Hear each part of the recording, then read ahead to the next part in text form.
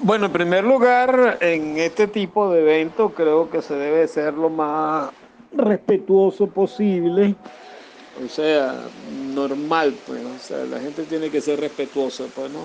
Yo no le estoy dando vueltas y vueltas a nada, o sea, hice un análisis, puse el ELN, tiene, todos los partidos tienen incidencia, tratan de tener incidencia, eso es obvio.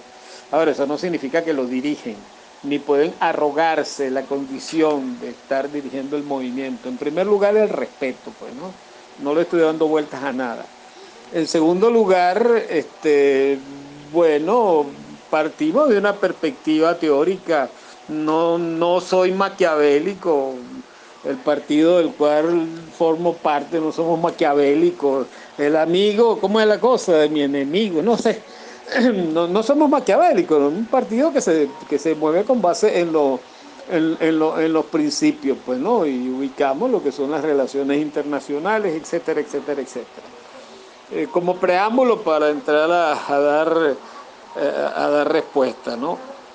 Bueno, mi amigo Pedro Moreno introduce una pregunta que nos lleva a una cuestión fundamental para entender la realidad colombiana, que es la economía política de la droga. Eso tiene su particularidad, sobre todo por la naturaleza de la mercancía que se produce en esa agricultura y en esa industria. Y eso siempre ha incidido en la realidad colombiana. Es un narcoestado. Cuando decimos que es un narcoestado, estamos hablando de que todas las instituciones estatales han estado vinculadas y están vinculadas al mundo de la droga, el sistema bancario, la industria de la construcción. Bueno, dígame en la época de Pablo Escobar Gaviria. Ahora, eso ha disminuido de Pablo Escobar Gaviria para acá. No ha disminuido. Eso se mantiene porque, bueno, como lo plantea Pedro, pues, o sea, ese es más que una renta, ¿verdad? Ese es un plus que se drena a la economía y no está en manos del Estado, o sea, y es difícil de cuantificar. Ya no se puede cuantificar cuánto representa el PIB la droga, pero de que representa algo lo representa. Pues cuánto aporta al fisco la droga, bueno, nada, no aporta nada, sino de manera indirecta, pues, ¿no? Pero no hay una factura, no hay nada, o sea, la droga es una cosa totalmente secreta, clandestina, como se quiera llamar, ¿no? Y eso tiene una incidencia, en primer lugar, en la estructura económica. ¿Qué significa estructura económica? En el conjunto, en las relaciones sociales de producción.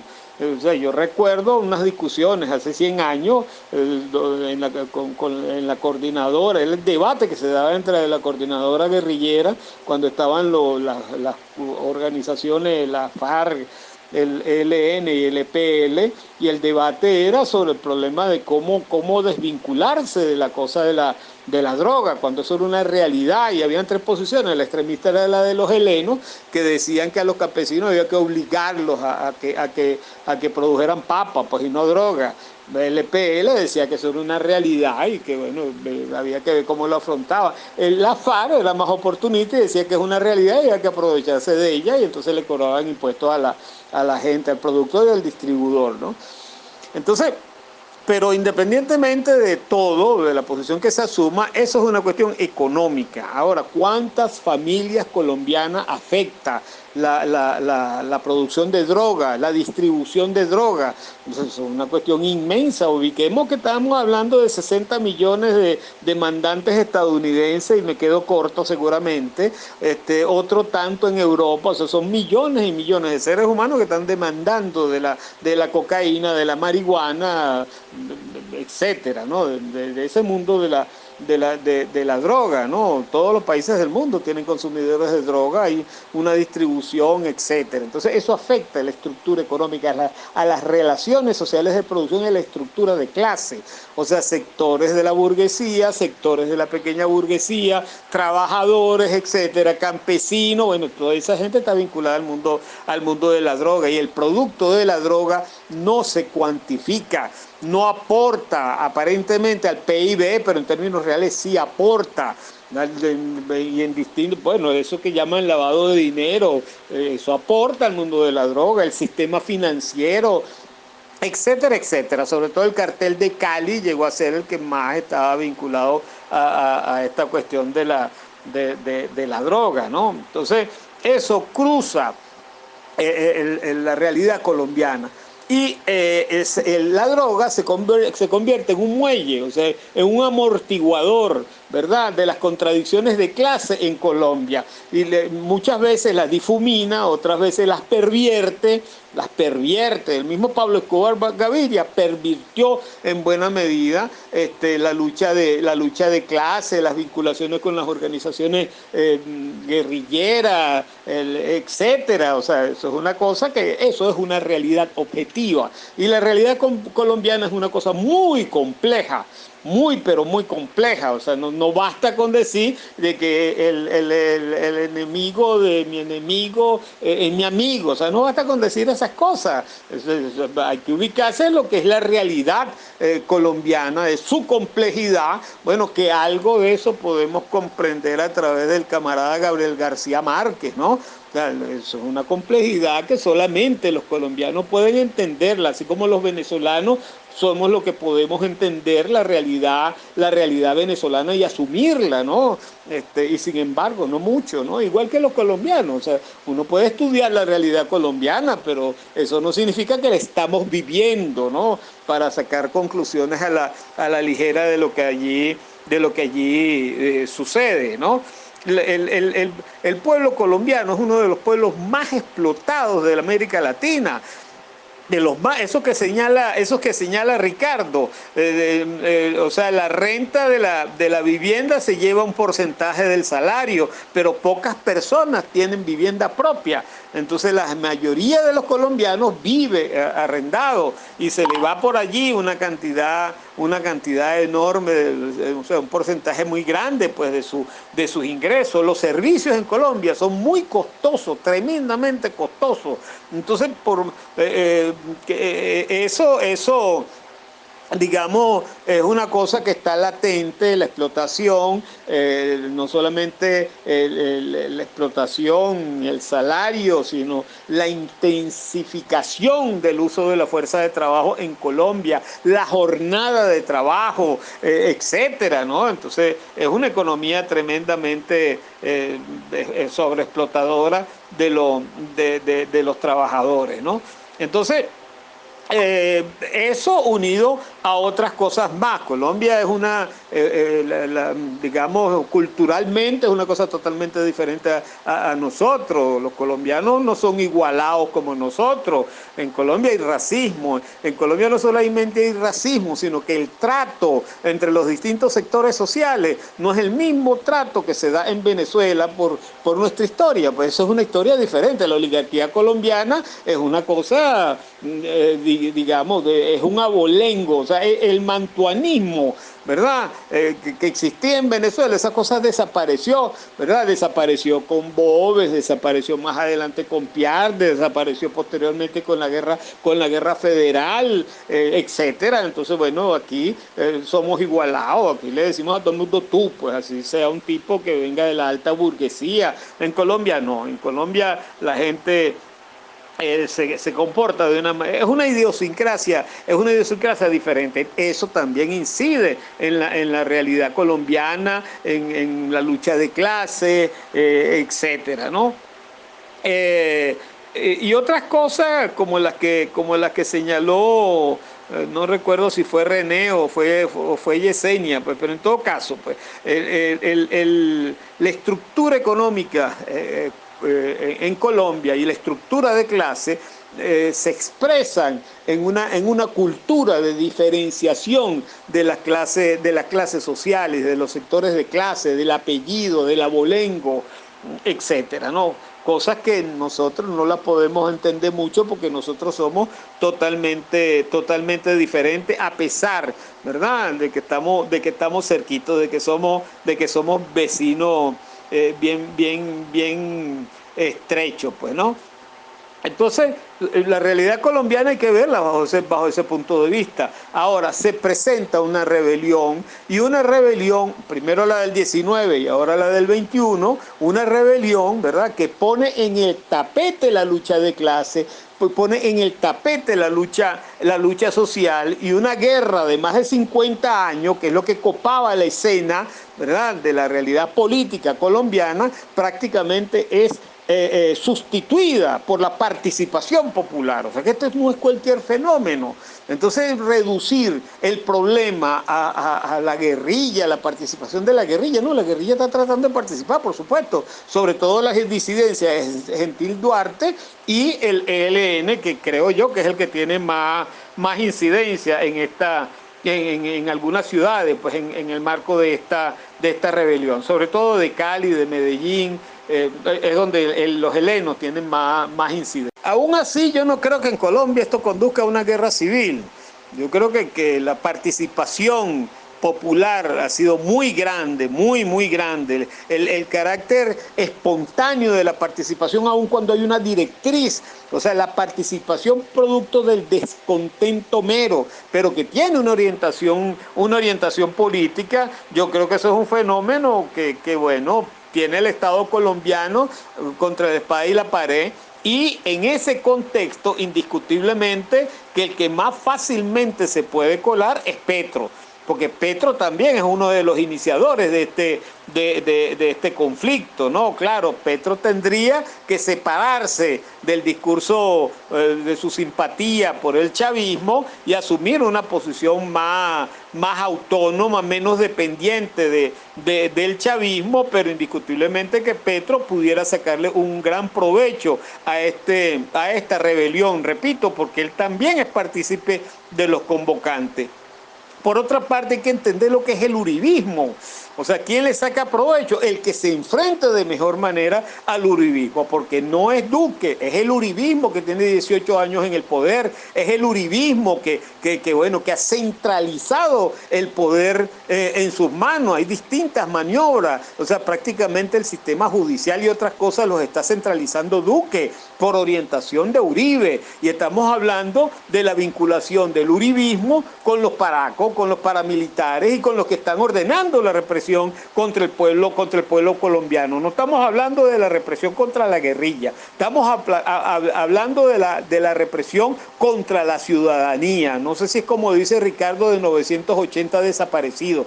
Puede haber, en Colombia esas cosas son dables, o sea, desde las masacres de las bananeras, que las narra García Márquez en 100 años de soledad y otras de sus obras, en Otoño del Patriarca, qué sé yo, de la obra, buena parte de la obra de García Márquez están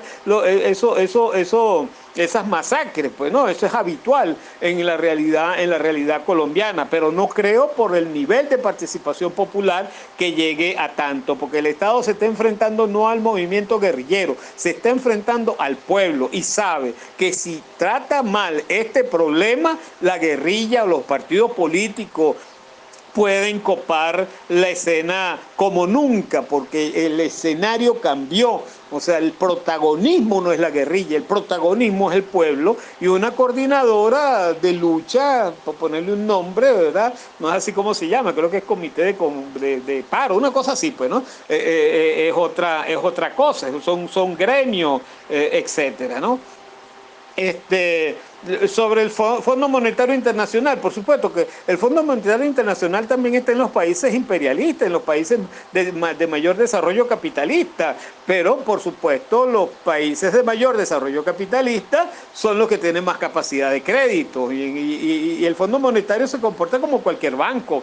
O sea, un banco no te ve a ti como un ciudadano, un banco te ve a ti en tanto tu capacidad de crédito. Entonces, bueno, ¿qué tienes? Una casa, unos carros, una cosa, una propiedad. Bueno, tú tienes capacidad de crédito. Te aumentan el salario, no es que te aumentaron el salario, sino que tienes más capacidad de crédito. Esa es la psicología del sistema bancario. Entonces, por supuesto, la deuda externa de Estados Unidos, la deuda pública de Estados Unidos está en el orden de ciento y pico del PIB, de Japón 200 y pico, de Italia también, de Alemania se aproximan al 100%, etcétera. Pues, o sea que el Fondo Monetario Internacional, el Banco Mundial, los acreedores sobre todo los chinos, que es el acreedor más grande que supera ya el Fondo Monetario Internacional, lo que están buscando es gente que pida prestado, o sea, porque el sistema el crédito público es un crédito que se descarga en la sociedad toda. Es lo único socialista que tiene el capitalismo. Se socializa el endeudamiento y entonces tienen sus efectos diferentes, pero en el caso colombiano tienen un impacto muy grande, ¿verdad? Por todos los elementos que anuncié y que incluso están escritos buena parte de ellos, pero en Colombia cayó el PIB, en Colombia se disminuye la recaudación vía impuestos sobre la renta, no pueden aumentar mucho la presión tributaria, bueno, y lo iban a hacer con esta ley, le echaron para atrás, pero el problema es que si tú aumentas mucho la presión tributaria, bueno, baja la capacidad de demanda y al bajar la capacidad de demanda, eso repercute en la oferta de bienes y servicios, eso incide más pues en la caída del Producto Interno, de la caída del Producto Interno Bruto y otras cosas más, pues esas cosas fastidiosas de la economía, ¿no? Entonces, claro, el impacto que tiene el endeudamiento público en un país de desarrollo capitalista, ¿verdad? Es distinto al impacto que tiene en un país dependiente y semicolonial y atrasado. Es diferente, porque los países de mayor desarrollo capitalista no solamente cuentan con economías más sólidas, sino que extraen una mayor plusvalía en donde se van sus capitales. O sea, la economía alemana no podemos medirla solamente por el Producto Interno Bruto, sino que tenemos que medirla también por el Producto Nacional Bruto, que contempla también las inversiones que hacen los alemanes fuera de su frontera. Y esas inversiones que hacen los alemanes fuera de su frontera les permite extraer una plusvalía mayor, eso es un principio, eso es una ley en economía, una plusvalía mayor que la que extraen dentro de su propia economía. Entonces, el impacto que tiene esta relación con el Fondo Monetario Internacional es totalmente diferente por la naturaleza de la economía de los países imperialistas y de los países más atrasados. Hola Reina, un gran abrazo. Bueno, tú te das la respuesta a esa preocupación que lo tenemos todos. Cuando expresas que este régimen seguirá la destructora política educativa y del país. Indudablemente es así, porque no estamos frente a una tiranía. Estamos frente a una tiranía que hace la política en fraseologías para ocultar realmente la verdad. Pero estas cosas, Reina, nos coloca a nosotros como educadores y como sociedad venezolana a expresar algo que decía un filósofo, y que es que estamos en el momento o en el momento preciso de no quedarnos en los análisis, sino de ir o dar pasos hacia el cambio, hacia la transformación. De tal manera que es ya una necesidad la organización del magisterio. Es ya una necesidad la organización del pueblo y tomar en serio una política clara de unidad para definitivamente dar al traste con esta situación. Definitivamente salir de esta catástrofe. Se trata entonces de restablecer el civilismo, de restablecer la conciencia y la fuerza popular. De allí que el papel del docente es fundamental para estas luchas del cambio, en pandemia o sin pandemia, pero ya es una necesidad urgente, diríamos, salir de esta catástrofe. De no salir de ella, indudablemente seguirá la profundización de esta situación. Por eso es que llamamos a la organización de las bases del pueblo. Y la organización de las bases del pueblo es sus dirigentes de base política de las regiones, de los padres y representantes, de los estudiantes, de toda la sociedad. Eso es fundamental, eso es clave. Es el pueblo el que tiene que construir la transformación y el cambio.